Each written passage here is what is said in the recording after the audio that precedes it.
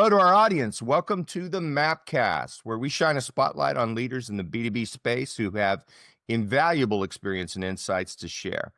Now, today, we're talking to John Morley with JCM Academy, but JCM Academy is not all John does. He's going to talk to us a little bit about his background, a little bit about the challenges he's had with his business, and give us a little bit of advice going forward. Hello, John. How are you today? How are you, Paul? It's great to be with you today. Fantastic. Listen, we're going to jump right into it. Can you share a bit about your background and kind of how you got where you are today, not just with JCM, but in your career? So JCM is actually one of my, let's say, newer companies. JMOR Connection, JMOR.com is my tech company. It's going to its 32nd year, and that company is continuing to grow. We've designed security for Wall Street, done all kinds of forensics. I've even had the ability to work with the CIA and other government intelligence agencies. I actually helped put 4 kids behind bars about 10 years ago for stealing scripts from a local hospital. So security is, to me, not just something that's fun. It's a passion for me. It's something I really enjoy. A lot of people you talk to in the tech space, they do it because they want to get a paycheck. I do it because I enjoy it, and I don't consider it work. I later on went into other things, like I started a media company, and I've been a member of the international press now for U.S. Press for, probably going to be in my 8th year. So I'm also a journalist, videographer, and I own a full print production graphic media company, Orbital Media. And so we are like the brains behind all of our productions. So I have 3 podcasts. I have a tech cast that comes out every Friday called JMOR Tech Talk. Reaches about 15,000 people, and it recently for a year, it's been on a couple television stations. So in New York City, it reaches about 25,000, a small suburb. And then it also recently went on a local cable station, which hits another maybe 5,000 people.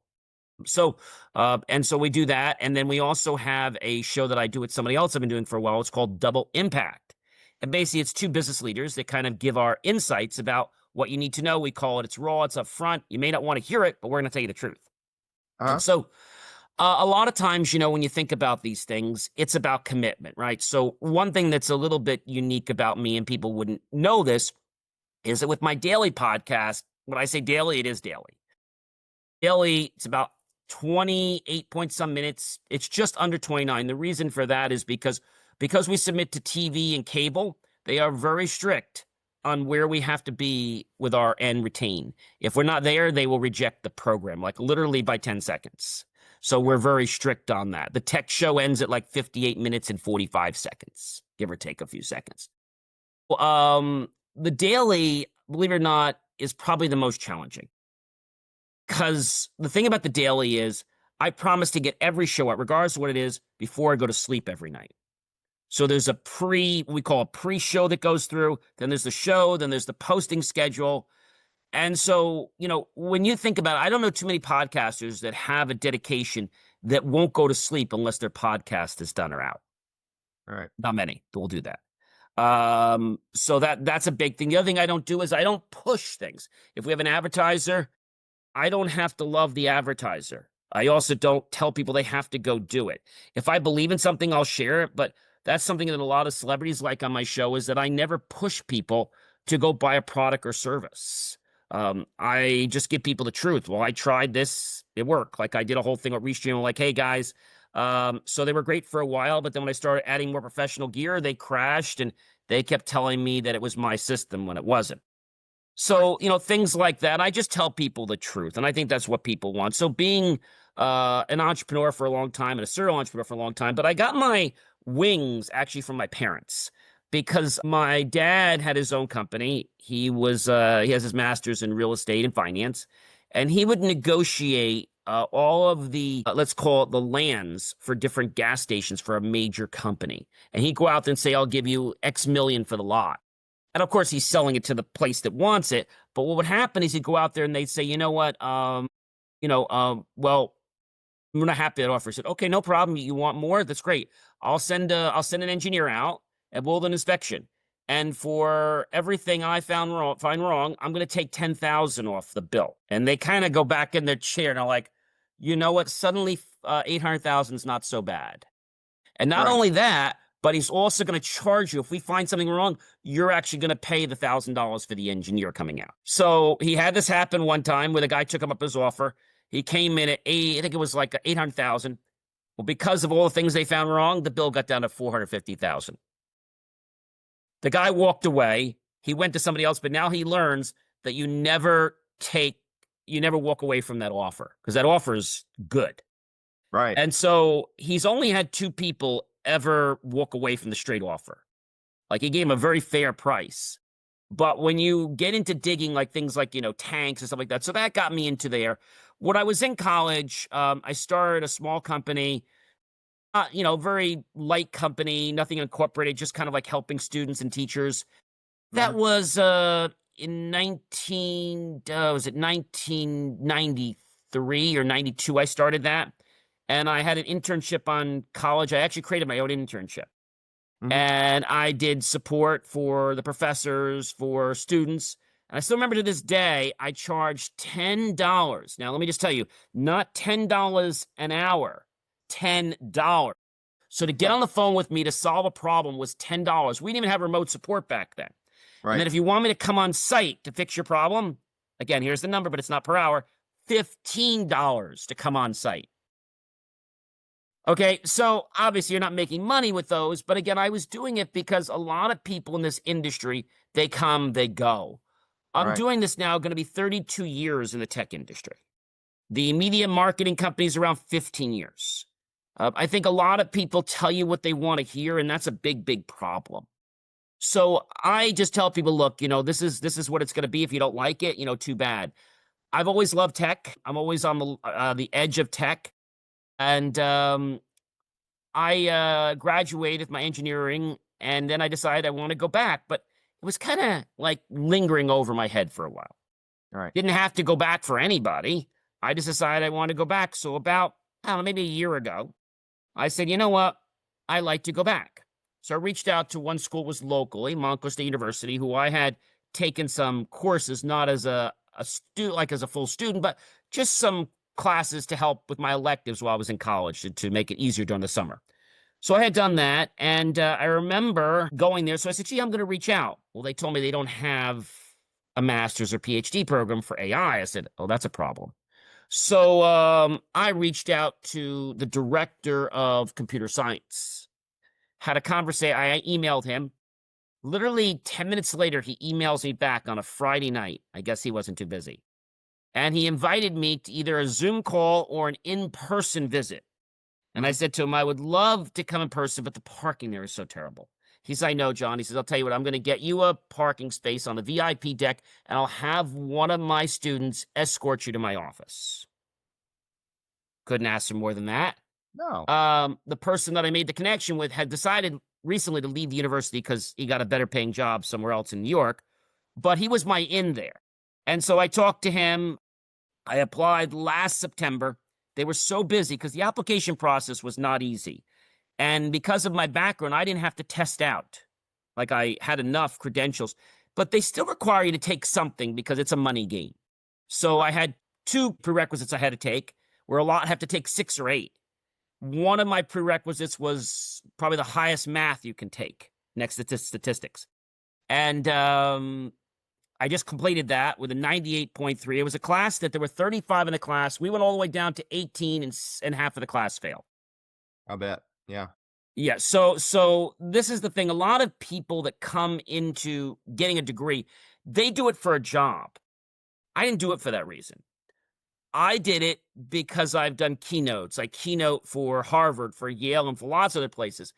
And I figured that, there's going to be a lot of people with master's degrees out there, like a lot. Right. So I figured, you know what, I've got to get my PhD. So I'm going to go back after my 2, 3 years, get my PhD because I'll be a lot more viable to people. And again, I work for myself, but I still wanted to be in demand. I like the idea of choosing and selecting who and when I want to work. So that's always been a good thing for me. And I guess what got me in the AI world is AI has always intrigued me, but I also believe that there's a lot of things in AI that are being used in the dark world. So AI is a tool. It's not good. It's not bad. Just like a weapon, right? It's not good. It's not bad. It's how we choose to use it that actually makes it so. And I know that understanding that a lot of people are abusing AI. lot of Yep. bad actors.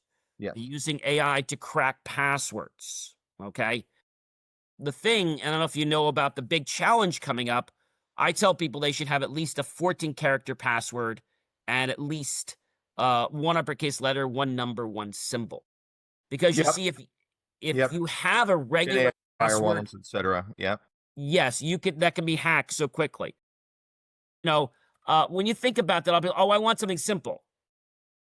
And that's the problem. I think a lot of people don't understand that, simple might be simple, but that's also not going to be what you want. Okay. So a 14 character complex password, if you had to take a step, well, how long do you think it would take to crack that with our technology right now? Just say our regular computer technology without AI, how long do you think it would take to crack that? Yeah. I mean, I think it'd probably be years, right? Seven Yeah. hundred million, seven Yeah. hundred million years. Now, Many years. Yeah. yeah. If you have a password, let's say a 4 character password, which is what most people have on their voicemail, or 6 character password, that can be cracked in seconds. Right. Okay. Yep. So I always tell people to add another thing to their password. So a regular password is just letters, either upper or lower. When you decide to add upper and an uppercase and lowercase letters, that makes it one level more complicated. Then when you add numbers, more complicated, even one. Then you add a symbol, that's what we call a super complex password. And Okay. so there's algorithms out there that literally, a lot of sites now, they used to say, what, give 7 or 8 characters a complex. So the thing is this, if you go by the standard, which is the standard today, how long would it take us to hack 7 characters? Well, 7 characters can be hacked in 4 seconds to a minute. Okay. Yeah. Yeah. That's interesting. Very interesting. So that hopefully will give you some insight, right? All right. But when we think about, the complexity of it, even by saying, I can take more by making it longer, I don't care how long you make it. You're still gonna have a problem, because if it's just one, you're gonna be able to crack that so very, very easy. But just to give you a quick little stupid thing here. 4 characters is used so much in our world, right? Yep. Well, Can. the Yep. viability for cracking 4 characters is instant. Right. Okay. Lowercase letters, instant. Uppercase letters and numbers, 3 seconds. Numbers, upper and lowercase letters, 6. Numbers, upper, lower letter, and a symbol, 9 seconds. So that's in the 4 world. Okay. Let's jump down to the 8 characters. So that's what most of the world has been using, right? Eight Right. characters. So you have an 8 character number password, right? We call it combinations, but I'll get back to that in a second. 37 seconds you can crack an 8 character password today. I think what you're saying is the password world is behind us. Well, that's where I'm going Yeah. exactly. Yeah. So if you have a complex password Yep. and it's 8, you have 7 years that password Right. will live. So if you have an 18 character password, okay, you're getting up to 19 quadrillion years. But what I want to share with you is that if we use quantum mechanics and quantum technology, so a regular bit, as we know, computers use base 2, Hmm. on and off. Okay. So if we think of a bit being on or off, it's 0 or 1, off or on. That's all a computer is, on or off in bits. Well, in the quantum world, it could be on, it could be off, right? And it could be both. You're like, John, how can it be both? And so I digress to something that was invented way before I was born, MRI, right? MRI Right. imaging systems. Right. We have MRI today because of quantum mechanics and technology. We use something called superpositioning, not to get too into that, but we can have the state be in 3 different places, and thus we get the image. Hmm. So when we think about a quantum computer today, I'm like, oh, geez, I want to go buy a quantum computer. Here's the thing. Let's say a quantum computer, you could purchase a quantum computer today. You can. It's like around $4,000 or $5,000 for like a qubit or so. Great. You cannot run the same problems you can on the computers you have today. Okay. So if, let's say you take a word processor, you're not going to run that on a qubit, on a Right. quantum, right? So even if you have a qubit system, you have to program qubits differently than bits. So we've got that safety. However, if somebody codes something to try to hack a password, those passwords will be hacked in seconds. Okay? So that can be happening. So what we're doing right now, it's not out yet. We're working on a whole new algorithm whereby quantum computers will now be taking billions of years to crack, and a regular legacy computer like we use every day will not be able to touch that. Makes sense. That's where we're going, but we're not there yet. You think, how do you think the blockchain comes into this? Do you think blockchain is going to be a useful technology for password protection? Or, like I said earlier, I think passwords are going to be behind us eventually. Digital fingerprinting type state, right? So to give you an example, like how I log on Mhm. every day. So we've had passwords. I've had biometrics for years. Right, Probably 3 laptops ago was so that would be probably around, because I do them every 3 years, roughly around 9 years. Okay. So right. in the very beginning, I had original technology where you'd have a little sensor down the bottom and you'd swipe your finger. Now they built it into the power button like Apple does. The thing that they also did in my last 2 laptops, not my very first laptop, they added something called live finger technology. And I'm like, well, what the heck is that? Well, basically what that means is, let's say somebody were to clone my finger and put it onto some dummy, okay? Right. They would be able to, or if the person wasn't alive, etc., that goes for that case too. Yeah. They would not be able to use that on the computer because it would sense that the finger is not alive. Yeah, it'd have to have a temperature to it, et cetera, right? Yeah. Yes, a Huh. temperature, basically a pulse. It could check a couple different things. So they Right. could check temperature. They can check a pulse through the finger. They can do all that very quickly. So that's where we are right now today. The way I log on my laptop, I can do it a couple different ways. I could put a pin in, which is one way to do it, but it's not a 4-character pin. So that pin is something that is local and not something that's accessible remotely. But that's Mhm. like a backend. I also have the 6 questions, or so to reset the password. Obviously, you have that. My password is probably 42 characters. It's written down somewhere. I don't need that every day, but that's linked to my fingers that I chosen, and it's linked to my face. So Right. when I sit down, it uses live face technology to see, and also anti-spoofing. So if somebody tried to AI my face, it would fail. Yeah, makes sense. And the thing is, I don't think that the password issue would be as big of an issue as it is if everyone were thinking in this decade. If people's minds were in this decade that we're sitting in right now, rather than, They're people are they're still not. They're thinking, not. people They're are not. thinking like they were 30 years ago. I'm protected if I have a complicated password. But 2-part, 3-part, 4-part protections are, they're here. Well, And they're, when I log into our accounting system, I have 3-factor authentication. Now that's yeah, crazy, right? So yeah, 3-factor means password goes in, yep, okay? After password goes in, it verifies my face. After it verifies my face, it sends to a device of my choice, and I have to enter in a code that's on the screen within 5 seconds. yeah, yeah. And I've, all my crypto accounts, my bank accounts, my investment accounts, all of those, I've got 2 or 3 factors. They're doing most of them are doing 2-factor, yeah. Yeah, And yeah. so those are important things, but I think a lot of people don't realize. So to make this a little more understanding, I was just talking about the math. So if you think back to when you were in grammar school, you got a lock, right, for your locker, either in gym or in the hallway to put your books in, and they call that a combination lock. Mm-hmm. Okay, and you turn the numbers. I still remember you have to turn the dial Yep. like 2 times to clear it, right? Why don't they just have a button you could just press to go reset, so I didn't have to turn the dial? Like, that would make more sense. You just have a That would little have been, reset, yeah. right? So I challenged this in my math class not too long ago because that lock is actually wrong. We call it a combination lock. It's not. That's how it's marketed. So it was a combination lock.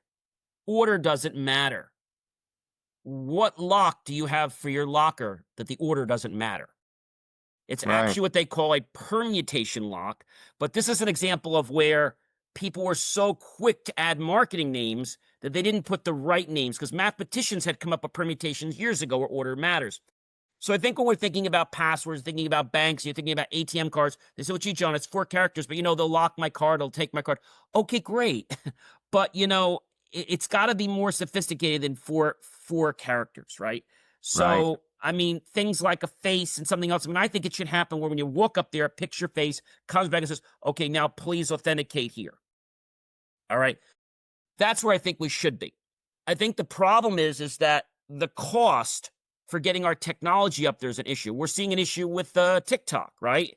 Mr. T is saying that the company supposedly sold, and M2 is they're coming out with an application uh, for M2 or M3, Hmm. and it's only going to allow things in the US. This is what's been rumored, and it's been kind of verified somewhat. It's coming out on September 5th. We'll see, right? And your account will migrate over, and you have till April 5th, or your account won't be anymore, and you won't be able to talk to China anymore. Right. It'll only be in the United States. But also in doing that, we're also going to allow our government to have full access to our data on TikTok. That's going to be one of the caveats.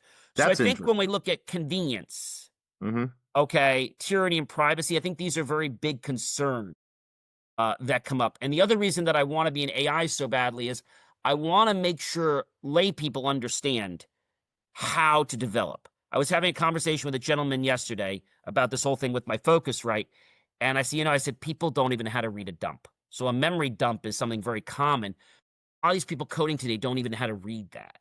And so Right. if you don't know how to read a dump, how do you know that you're stepping on memory? I mean, that's not something that's gone away. It's not been as prevalent, but you can still step on things. And when you step on memory, well, that whole session crashes. Luckily, it's protected, so the whole computer doesn't crash, but that whole session crashes. And Right. I think the more that I get people involved with conversations about AI and what's going on and where it's going, my question is, what are you using it for? Where are you storing the data? How are you being accountable? I mean, I can go back to a solution. I think it was, oh gosh, maybe 15 years ago. IV computer control pumps. They only have a 4-character code. A gentleman was able to hack into that from the internet because they could. It was just 4 characters. And the company didn't bother to put anything more just because same thing happened with the Teddy, the Ruxpin doll. The Right. bad actors started getting into it. It was a 4-character pin, and suddenly everybody could just get in control. So I think a lot of people have to realize that when you're developing something, you have to develop something for the greater good of all concerned. We're right now in the process of writing a new application. And one of the things I told my team is that application has to have two-factor authentication.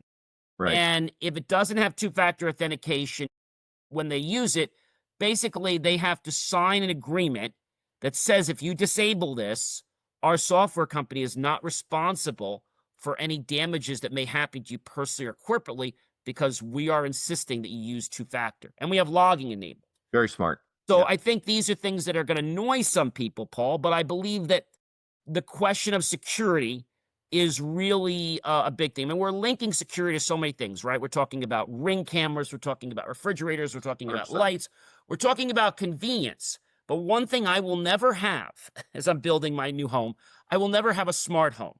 So I don't mind the technology being that I can access it. That's fine. But I don't want the technology linking to some internet device. That makes a lot of sense. And I kind of have the same philosophy myself. When it comes to my privacy, I'm old school. Yeah, my doors are closed. Yeah, And I mean, it's I think there's optional things you can do. I mean, even with your lab. I mean, there's obviously stuff you use, but I made the decision, like I said, with AI. So to give you an example, I won't use Claude, even though I told you I'm not very big with using cloud AI that much. right. Right. So Claude, I don't know if you know what happened with Claude. I think it was maybe about 6 months ago. They gave Claude a scenario that Uh-huh. the developer was cheating on his partner. Okay, this is all made up story. Well, within a week, the person that they made this case about decides to want to uninstall Claude. Not the browser is one thing, but they have a Claude program. He wanted to uninstall the Claude development environment. So he was going to uninstall, and he's like, let's say it was Jim. Jim, I can't let you do that. Well, why not?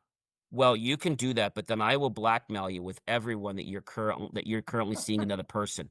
And so now this seemed funny at one, but it wasn't because Yeah, it wouldn't be. this actually happened. You're probably saying, well, how did AI get this premonition? Like, where'd it come from?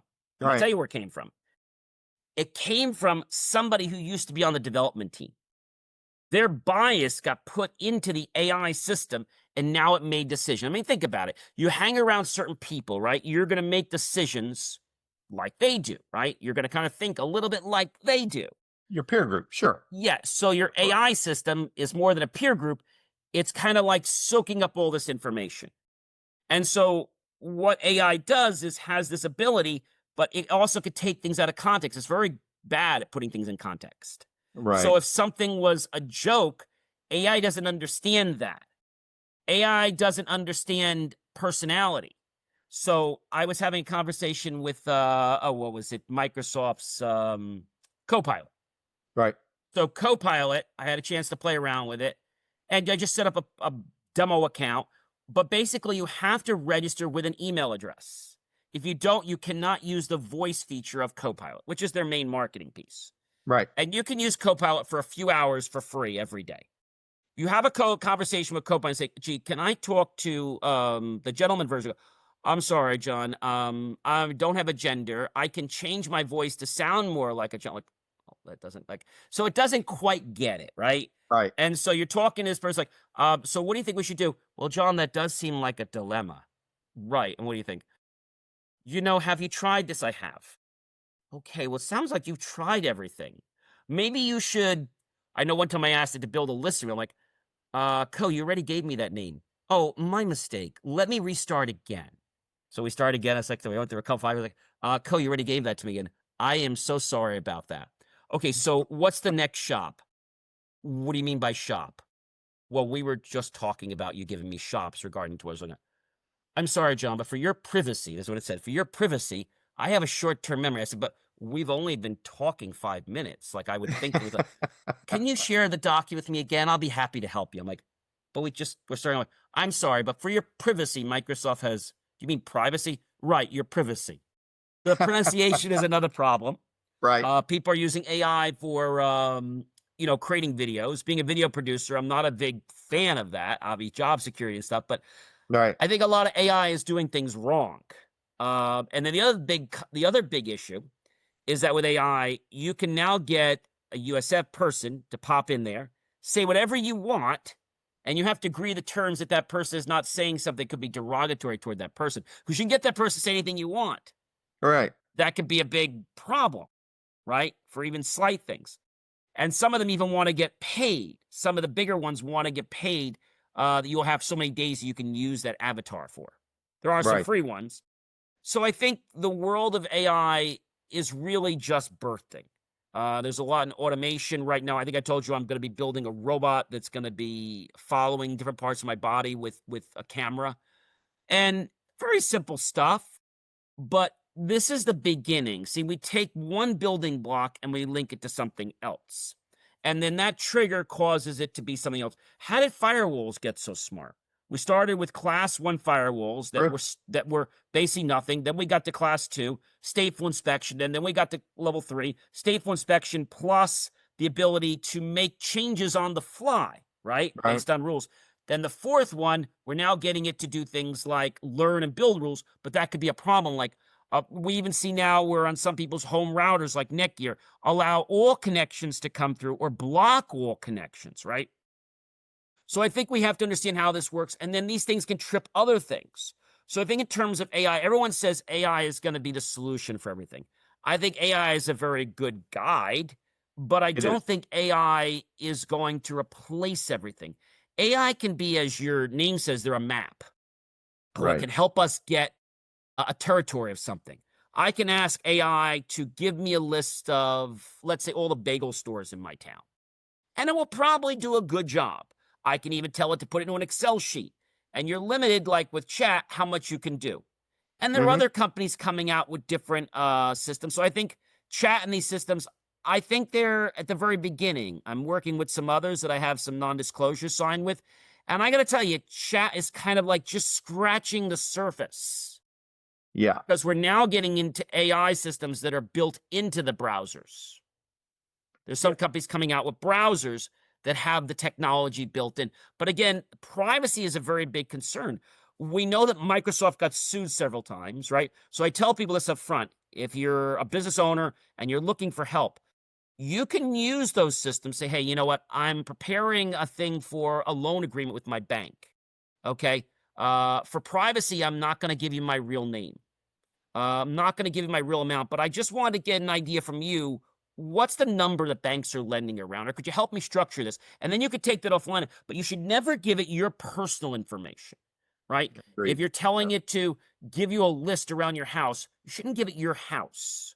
Maybe you give it the zip code or something, because you have to realize everything you give AI, this is what I believe, they're data points. And Yes. even though they tell you that they can't, I still don't trust them. And I believe those data points could be sold, right? Look what happened with Amazon and what was it? New York Times? Uh-huh. New York Yep. Times was screaming that they would never touch AI. We don't want to be a part of AI, right? We have nothing to do with AI. What happened? They started sleeping with Microsoft, and now they suddenly have a great big deal, and their content's being shared. Like, Yep. what happened? I think what this tells me, Paul, is everyone has a price. Yep. And so when it comes to my privacy, I can't be bought. I can't be bought for a lot of things, but privacy, even if there was a number, which it doesn't exist, it would never even be even a fraction possible. Understood. Because I think that's a thing that a lot of people will sell out because they're like, well, I'll give you this or I'll give you that. I said, yeah, but it's like you're taking all my data. I tell people when you hear about something free, it's not free. You're either going to pay later, you're going to get ads, or they're going to grab your personal data and try to market it to you or to other people, right? I mean, we're seeing Right. that in so many different engines. But I think if I had to advise people starting a business or using it in their business, I would tell you that you can use ChatGPT. You want to help it give you an idea. We have a very strict policy at MSU where you're not allowed to use ChatGPT to just do your homework or just do. You can use it to review, okay? Right. But you're not to just use it and copy and paste the answers. What a lot of students do is they write the things and they paste the answer, but then they don't have how they solved it. I'll also tell you Exactly. this. Yeah. I was doing some review for my last test with ChatGPT. Now, I have the free version. I only got 10 problems. Oh, sorry, John, you're out of your limit. I said, it was only 10 problems. Now, it wasn't the number of questions I asked. This is what was interesting. So the way chat works, for those of you guys or any AI works, is they work on something called token or tokenization. Mm-hmm. Every concept is a token to make it relative. Let's say in a math problem, let's say there were 12 different types of tokens. Right. So that's a lot different than, hey, give me an intro sentence about what I should write about how my summer was so great, right? Even though it would give you more data. So you're charged on the output as well, the input and then the amount of output. So if there's more things it has to fathom, that's where it came in. So the fact that I had a problem, maybe there were, I don't know, let's say there were 12 different tokens and I did 10 problems. Well, 10 times 10, 100. I went through 100 tokens in 5 minutes. Right. So that's why they wanted to get paid. So I think that's what people have to understand is that when you're creating something for AI, you need to know what it is you want and be very clear because the AI is not going to know what it is you want, unfortunately. And it's That's going to great. lead you Great down these advice. pathways. So you got to be very clear. Even when I was using it to test video creation with a couple of companies, they're terrible. And, We're going through the same thing. You and I talked before the broadcast yes. about this. We're going through the same thing. It's very hard to find good providers, particularly in video production. Yeah. So we've been doing video production for many, many years Mhm. and very picky about it. I mean, it's one thing to use AI to create your titles if you want to do that or do something quick, Right. but it's never going to get to the level of effects. I mean, I write all my own effects. I build all my effects. I use DaVinci, and then I pull those effects and I tweak them, but I've written them in Fusion. And Mm-hmm. Fusion is an adaptable AI language, and I'm not saying you can't use AI in it, but I'm saying don't have AI. You tell AI to write you a video for 30 seconds, you're not going to be happy with it. The one thing Right. I'm going to tell you right now is there is a tool on Google right now which will only do 8-second video. Now, you can't tell it's AI. It'll create AI 8-second videos, but what good is 8 seconds? But the fact is, if they're getting 8-second videos, this tells me that something else is coming down the pike. No question. Because if we're able to do an 8-second video and I can't tell that it's AI generated, I cannot tell. And how can we tell something's AI generated? We look at something like, what's the number on that book? What's the word say on the back of that? What is that saying there? Like you gave it feedback, like, that's not even English. So I Right. tell people if you're going to do something and you want to use AI to create a background, fine, but then don't have it place your text for you. So somebody starting a business today might say, gee, I want to research this idea, but don't take it as goal. Like, for example, I was studying for my test and I'm going through the problems and it recommends usually doing 10 and 20 to make sure you're at mastery level. So I Right. got to the last problem and it's like, oh, John, so close from 20. So what do you mean so close from 20? They're all right. No, I'm sorry. The last problem is wrong. So, well, yes, it is right because if P equals Q and X equals this, that would be this. And this is like, oh, I'm sorry. You're right. I'm wrong. So I think that's a big thing is that AI, see, the thing about it is if you ask AI to make change for you, Hmm. there's a point AI can't even make change for you. Why? AI grabs a large amount of data, okay, doesn't really know what the heck it's grabbing. Right. And then it just spits it back out to you from an algorithm. Based on context. Yeah, Right. I'll give you an example. Let's say you take Excel, right? And if you put in like 1, 2, 3, 4, and you drag it, it'll keep that pattern, right? Or if I put 1, it'll just do 1, 1. But what happens if I do 1, 5, uh, 12, 25, 16? You drag it, well, you're going to get a surprise. Right. This is why Microsoft has implemented AI to Excel, which they now want to charge you for. So it's going to figure out patterns. I think the biggest issue, and this is very important in math, is patterns. Hmm. The AI we have right now is not good at detecting patterns. It's getting better, but it's not good at detecting patterns. We see it in video. We see that it can't even follow a simple instruction. When I tried to use one of these things and told it to, after this scene, remove this. Oh, sorry, John. I'm having trouble with that scene. Well, can you did the other scene?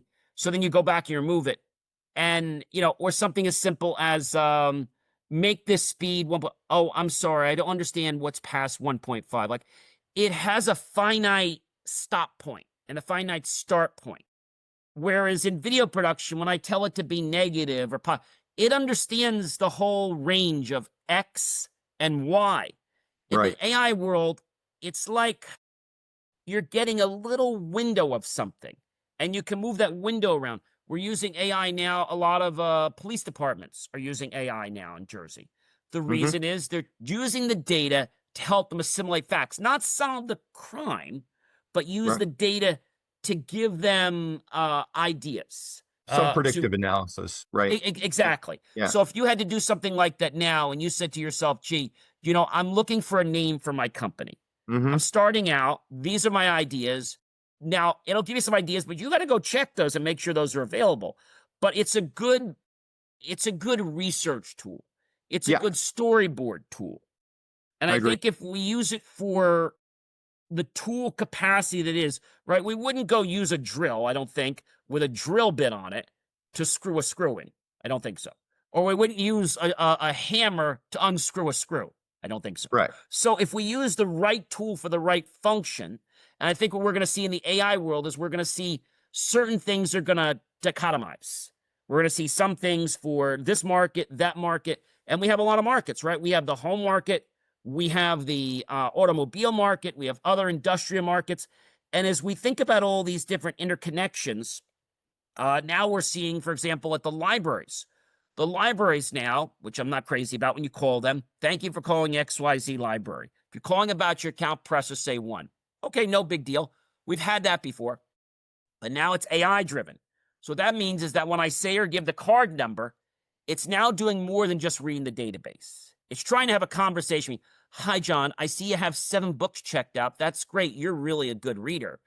I do see that 2 books are due back tomorrow. Did you want me to go ahead and extend that for 3 courtesy days at no charge? Yes. Great. Just a moment. I'll give you a confirmation. Should I send that to your email as well? Yes. Great. I have a confirmation number for you. I'm sending it to the email I have on file. Is this correct? Great. Is there anything else I can do for you today? Yes, Lib. I'd like to book a room tomorrow. Great, John. What kind of room did you want? Just a study room for me and a few friends. Great. How many is a few? 4. Great. Would you like something on the cozy side? Would you like something more educational? Right. I'd like something comfortable with adequate lighting. Great. I'd recommend we go to the Rec 3 room. I see that's available. Did you want me to book that for you? What time were you? I was probably coming around 1. Oh, John, someone's in the room at 1. I could put you in at the Laxacre at 1, or I could put you here at 2. So we're getting into these conversations, Yep, and that's where AI is going. And I another think so. example is, we use AI sometimes to analyze our podcasts. And although it can give us, because we used to have people who transcript the podcast, that takes time. They're not 100%. They're better. But we still have to go through and fine tone them and say, look, this word doesn't mean this. But what they can't do yet, and I've been trying to tell the developers this, you need to add a function so that when you hear this pattern from my voice, it replaces it. They're not there yet. They're 5 years behind where they should be. That's fascinating. So I got just a couple of kind of personal questions for you at the end. Sure. Our target audience is the young prospective entrepreneur. It's a person that maybe they're really good at math, maybe they're studying AI, maybe they want to start their own business in the tech field. But what would be your best advice if you go back and talk to your younger self? Because you've Mhm. obviously had a lot of success. If you could go back and talk to your younger self, what would you tell yourself right now? So I give keynotes a lot of times. The two things I'm going to tell you, and I give you two pieces of advice. One, I love math. Okay. First thing I would tell you is learn to love math. Now, you might say to me, John, I can't because I hate math. Well, it's not that you hate math, it's you hate the way it's being taught. Yes. Because if you unlock the language of math, math is a language. Okay. If you unlock the language of math, only then will you be one of the chosen that creates the new future. If you're on the sidelines saying, oh, I'm not going to do math, you're always going to be the one working for someone else. You won't be the one having people work for you. Number two, people might like you, they might hate you. Okay. You could always agree to disagree, do that respectfully. But lastly, I say this, and that is you can't be afraid to bring your A game. As much as someone says, oh, you can't do that, you can't do. I'm going to bring my A game. If you don't like it, you can leave or you guys can get rid of me. Your A game is going to bring you to the top, whether it's in sports, whether it's in business, whether it's in technology, anything. You bring your A game, it's going to scare some people and they're going to back away because they really didn't have those cards for playing poker. They were bluffing you. But now that you come with your A game, I can't tell you how many people I tell you that I'm going back to school. I'm doing this like John, you're crazy. Like you should check yourself into a hospital. I said, well, you're nuts. Like you're going back to school. I said, I love it. They said, yeah, you must have something wrong. I mean, I'm at a party and I'll be talking about, well, you know what we did this weekend? Is like, what did we do? Well, we figured out that if I go to this bakery and there are 24 different types of cookies and I have to choose at least 2 chocolate chips, how many ways can I ensure that I could take home just 4 types of cookies? Right. And so it's having fun, it's playing with it. And I think that's the advice I'd give. I think a lot of students today that are entering, they're entering there to get a job. But if your whole concept is to get a job, that's not what life's about. It's about doing something you're passionate about. I tell people that if you do something you love, you'll never work a day in your life. I do invite all of you guys, if you've enjoyed this, to definitely check out some of my content at believemeachieve.com. There's lots of free content, our podcast, short form, long form articles. And what I do, which sometimes gets me a rival in the industry, but I don't care, Google's even come after me a couple times. I say, look, they're doing this. I had something this morning. I posted something on TikTok and they flagged me. I said, would you mind telling me why you flagged me? Well, you got into something about AI that was unethical. I said, great. What was so unethical about it? I hear back. I disagree. I go back. Oh, we've restored your post. You see, they use AI to analyze your stuff, but the AI doesn't really know. I mentioned a word election. I mentioned a word people, and suddenly they thought I was doing something wrong. So I Right. tell you this, if you're going to do something with AI, realize it is a guide. Don't let it demotivate you because sometimes it's going to give you the wrong answers. And if you take those only, well, then you're going to be further behind than where you started. Yep. Well, the advantages of being human are still there. So, Always keep a human in the loop, right? absolutely. Amazing advice, John. I want to thank you so much for joining the podcast today. We're very grateful to be able to share your insights with our listeners. We've been talking about AI quite a bit in this particular conversation. Map AI Partners can help you to map out the parts of AI that you really don't want to mess with. If you're a smaller company, if you're a smaller B2B SaaS company, and you want to grow your business and you know that there's capabilities through AI that you could be using for outreach or branding or HR, areas that you're really not an expert in, call Map AI Partners. Get with us. We'll help you to decide which of those tools is going to be best for you, and we're going to give you a guide on how to do that. We can be an ongoing partner, or we can be a one-time partner to just get you started in the AI world. And with that, John, I want to thank you so much for your time today, and best of luck to you, and goodbye to our audience. John, you want to say goodbye to everybody? Bye, everyone. Remember, AI and technology, they're tools. Use them smartly and wisely, or someone else will. 100%. Thank you, John. Thank you.